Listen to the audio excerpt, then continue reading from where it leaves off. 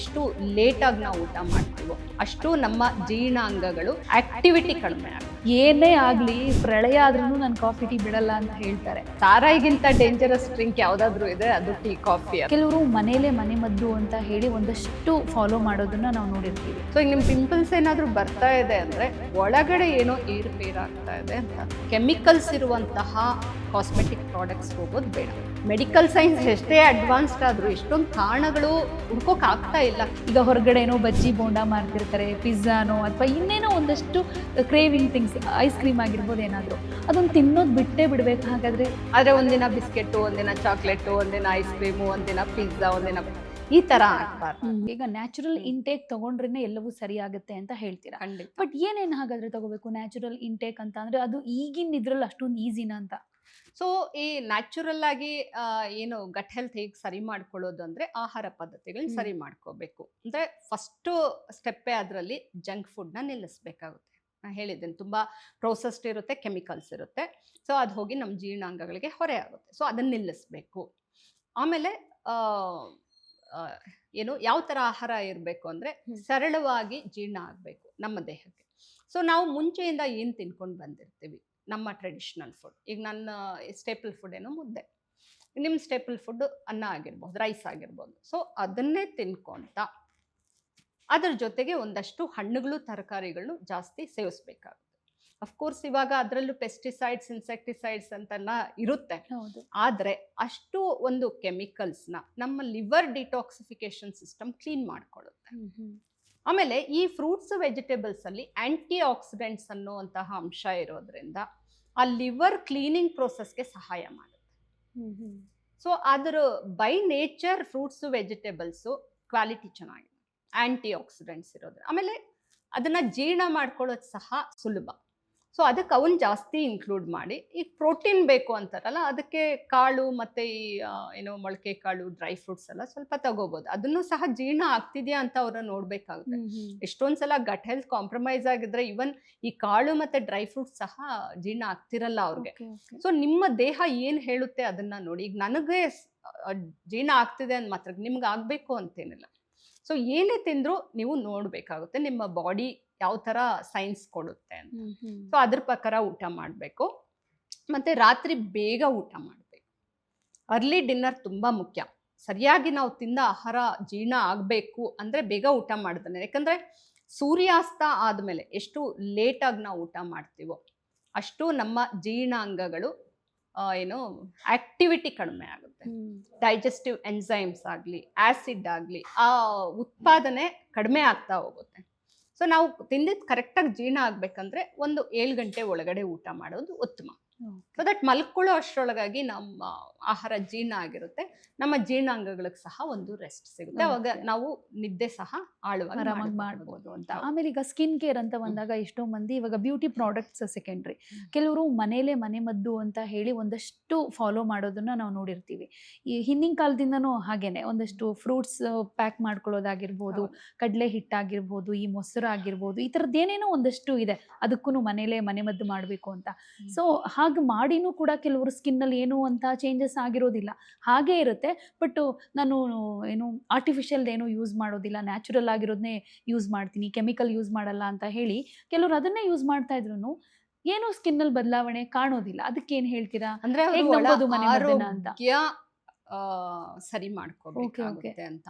ಮತ್ತೆ ಅದು ಸಹ ಲಿವರ್ ಹೆಲ್ತ್, ಗಟ್ ಹೆಲ್ತ್ ಮೇಲೆ ಏನೋ ಡಿಪೆಂಡ್ ಆಗುತ್ತೆ. ಸೊ ಅದರ ಮೇಲೇನೆ ಫೋಕಸ್ ಮಾಡಬೇಕಾಗುತ್ತೆ. ಆಹಾರ ಬ್ಯಾಲೆನ್ಸ್ಡ್ ಆಗಿ ತಗೋಬೇಕಾಗುತ್ತೆ. ಹೋಮ್ ರೆಮಿಡೀಸ್ ಈ ಥರ ನ್ಯಾಚುರಲ್ ಪ್ರಾಡಕ್ಟ್ಸ್ ಯೂಸ್ ಮಾಡಿಕೊಂಡು ಏನಾದರೂ ಮಾಡ್ಕೋಬೋದು. ಹಾಗಂತೇಳಿ ಮತ್ತೆ ಏನೋ ಈ ಕೆಮಿಕಲ್ಸ್ ಇರುವಂತಹ ಕಾಸ್ಮೆಟಿಕ್ ಪ್ರಾಡಕ್ಟ್ಸ್ಗೆ ಹೋಗೋದು ಬೇಡ. ಸೊ ಆಲ್ರೆಡಿ ನಾನು ಅದ್ರ ಬಗ್ಗೆ ಮಾತಾಡಿದ್ದೀನಿ. ಬಹಳಷ್ಟು ಹಾರ್ಮೋನಲ್ ಇಂಬ್ಯಾಲೆನ್ಸ್ ನಮ್ಮ ದೇಹದಲ್ಲಿ ಮಾಡುತ್ತೆ. ನಮ್ಮ ದೇಹ ಆ ಕೆಮಿಕಲ್ಸ್ನ ತಗೊಳ್ಳೋದಿಲ್ಲ, ಇಮ್ಯೂನ್ ಸಿಸ್ಟಮ್ ಸಹ ರಿಯಾಕ್ಟ್ ಮಾಡುತ್ತೆ. ಏನೋ ಒಂದು ಕೆಮಿಕಲ್ ನಮ್ಮ ದೇಹಕ್ಕೆ ಏನೋ ನಿರಂತರವಾಗಿ ಬರ್ತಾ ಇದ್ರೆ ಅದ್ರ ವಿರುದ್ಧ ಇಮ್ಯೂನ್ ಸಿಸ್ಟಮ್ ಫೈಟ್ ಮಾಡೋಕೆ ಹೋಗುತ್ತೆ. ಸೊ ಅವಾಗ ಅಲರ್ಜಿಗಳು, ಆಟೋ ಇಮ್ಯೂನ್ ಡಿಸೀಸಸ್ ಬರಬಹುದು. ಆಮೇಲೆ ಹಾರ್ಮೋನಲ್ ಇಂಬ್ಯಾಲೆನ್ಸ್ ಸಹ ಆಗುತ್ತೆ. ಸೊ ಅದಕ್ಕೆ ನಾನು ಹೆಣ್ಮಕ್ಳಿಗೆ ಏನು ಹೇಳ್ತೀನಿ ಅಂದರೆ, ಸಾಧ್ಯ ಆದಷ್ಟು ಎಷ್ಟು ಸ್ವಾಭಾವಿಕವಾಗಿ ಇರೋಕ್ಕೆ ಸಾಧ್ಯನೋ ಅಷ್ಟು ಸ್ವಾಭಾವಿಕವಾಗಿರಿ, ನ್ಯಾಚುರಲ್ ಆಗಿರಿ. ಯಾಕಂದರೆ ಇವಾಗ ಎಷ್ಟೊಂದು ಕಾಯಿಲೆಗಳಿಗೆ ನಮಗೆ ಕಾರಣಗಳು ಗೊತ್ತಿಲ್ಲ. ಮೆಡಿಕಲ್ ಸೈನ್ಸ್ ಎಷ್ಟೇ ಅಡ್ವಾನ್ಸ್ಡ್ ಆದ್ರೂ ಎಷ್ಟೊಂದು ಕಾರಣಗಳು ಹುಡ್ಕೋಕ್ ಆಗ್ತಾ ಇಲ್ಲ, ಕಾಯಿಲೆಗೆ ಹೌದು, ಎಲ್ಲಿಂದ ಹೌದು. ಬರ್ತಾ ಇದೆ ಅಂತಾನೆ ಕ್ಲಾರಿಟಿ ಇಲ್ಲ. ಸೊ ಅಂತ ಟೈಮಲ್ಲಿ ನಾವು ಆದಷ್ಟು ಕೆಮಿಕಲ್ಸ್ ಇಂದ ದೂರ ಇರೋಣ. ಈಗ ಸ್ಕಿನ್ ಚೆನ್ನಾಗಿರ್ಬೇಕು ಅಂತಂದ್ರೆ ನಮ್ಮ ಲೈಫ್ ಸ್ಟೈಲ್ ಕೂಡ ಅಷ್ಟೇ ಇಂಪಾರ್ಟೆಂಟ್, ಹಾಗೆ ಫುಡ್ ಸ್ಟೈಲು ಕೂಡ ಮ್ಯಾನೇಜ್ ಮಾಡ್ತಾ ಹೋಗ್ಬೇಕಾಗುತ್ತೆ.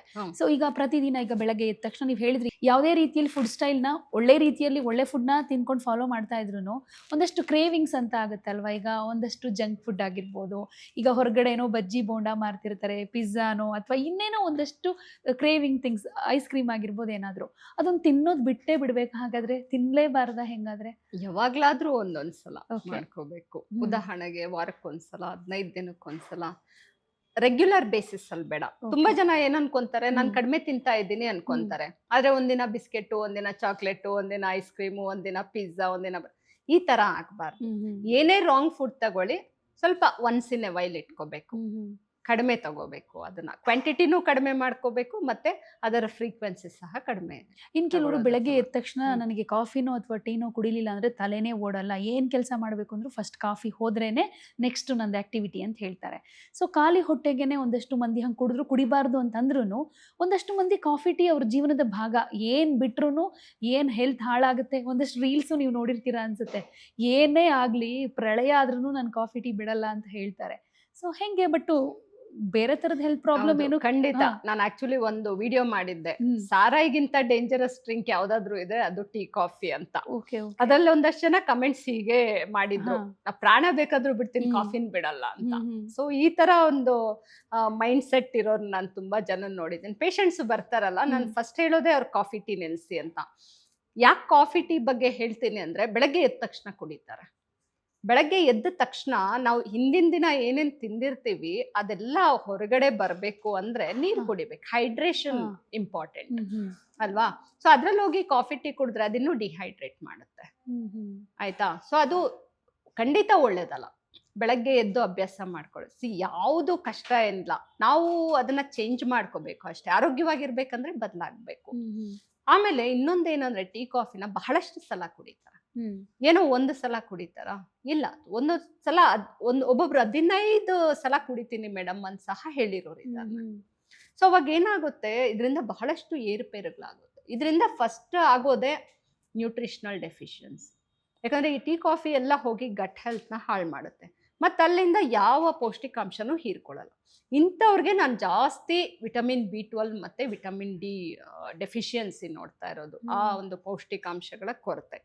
ಸೊ ಅದರಿಂದ ಬೆಳಗ್ಗೆ ಎದ್ದು ಖಾಲಿ ಹೊಟ್ಟೆಲೆ ಟೀ ಕಾಫಿ ಕುಡಿಯೋದಾಗ್ಲಿ, ಬಹಳಷ್ಟು ಸಲ ಟೀ ಕಾಫಿ ಕುಡಿಯೋದು ಖಂಡಿತ ಆರೋಗ್ಯಕ್ಕೆ ಒಳ್ಳೆ. ಬಟ್ ಈಗ ಡಯಟ್ ಮಾಡೋರು ಒಂದು ಹೇಳ್ತಾರೆ, ಕೆಲವರು ಬ್ಲ್ಯಾಕ್ ಕಾಫಿ ಕುಡಿದ್ರೆ ಒಳ್ಳೇದು, ಸ್ಕಿನ್ ಕೂಡ ಚೆನ್ನಾಗಾಗುತ್ತೆ, ಹಾರ್ಟ್ ಹೆಲ್ತಿಗೂ ಒಳ್ಳೇದಾಗುತ್ತೆ, ಕೊಲೆಸ್ಟ್ರಾಲ್ ಎಲ್ಲ ಬರ್ನ್ ಆಗುತ್ತೆ ಅಂತ ಹೇಳ್ತಾರಲ್ಲ, ಅದು ಹೌದಾ? ನಿಜಕ್ಕೂ ಬ್ಲ್ಯಾಕ್ ಕಾಫಿಯಿಂದ ಖಂಡಿತ ನಾನು ನಂಬಲ್ಲ.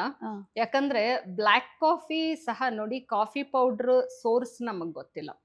ಈಗ ಅದರಲ್ಲೂ ತುಂಬಾ ಕಲಬೆರಕೆ ನಾವು ನೋಡ್ತಾ ಇದ್ದೀವಿ.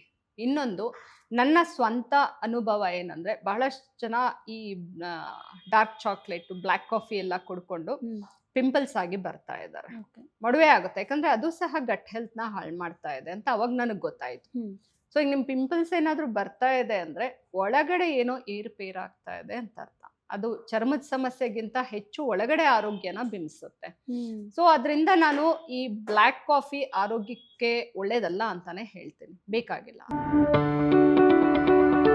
ಯಾವುದೇ ಸುದ್ದಿಯ ಅಪ್ಡೇಟ್ ಅನ್ನ ಮಿಸ್ ಮಾಡ್ಕೊಳ್ಬಾರ್ದು ಅಂದ್ರೆ ಈಗ್ಲೇ ಒನ್ ಇಂಡಿಯಾವನ್ನ ಸಬ್ಸ್ಕ್ರೈಬ್ ಮಾಡಿ. ನಿಮಗೆ ಬೇಕಾದ ಭಾಷೆಯಲ್ಲಿ ಎಲ್ಲಾ ಸುದ್ದಿ ತಿಳಿಬೇಕು ಅಂದ್ರೆ ಒನ್ ಇಂಡಿಯಾ ಆಪ್ ಅನ್ನ ಡೌನ್ಲೋಡ್ ಮಾಡ್ಕೊಳ್ಳಿ.